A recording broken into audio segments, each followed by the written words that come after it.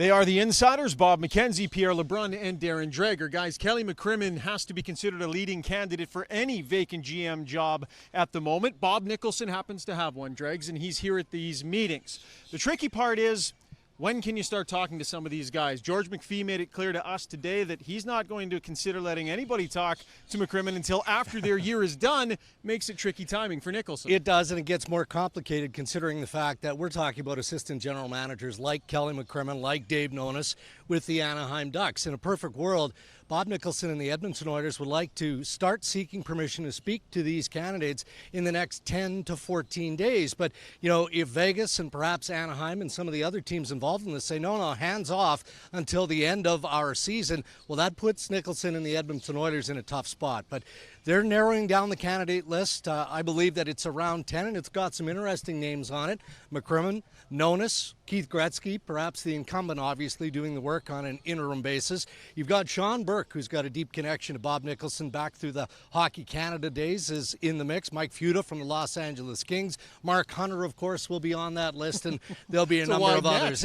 It's a wide net, but it sounds like it's going to be narrowed in the next 10 to 14 days. Well, I can tell you who doesn't mind the fact that Kelly McCrimmon is off limits until the offseason. That would be the league's 32nd team. Kelly McCrimmon is near the top of that list for the expansion team in Seattle.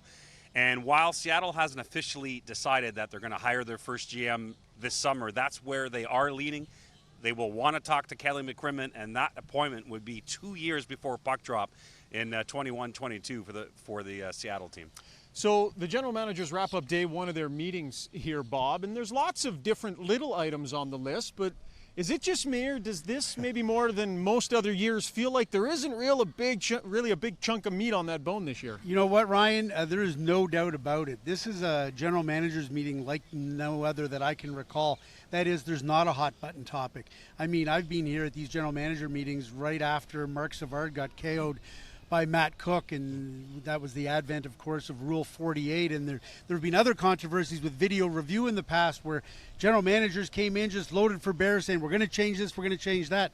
Today, the National Hockey League Hockey Ops Department basically showed their goaltending interference, the offside challenges for this season. And by the way, 3 out of 4 goalie interference challenges are being upheld.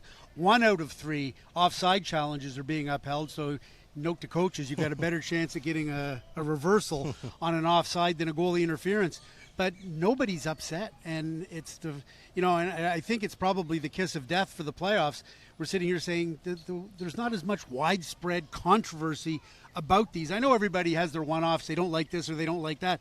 But generally speaking, the general managers, fans, media, there's just not as much angst over video review now as there ever has been. So we'll see if that's the kiss of death for the playoffs. Game 7. In Game 7, we're going to get a toenail call on the offside. And because of that, we're talking about minor tweaks this week because the managers are happy with the game. One of them is being proposed by Jarmo Kekalainen of the Columbus Blue Jackets, which is to go to a 1-minute penalty in 3-on-3 overtime instead of the traditional 2 minutes. And I think the idea here is about fairness. That is hard to defend a 4-on-3 power play. It's a short overtime.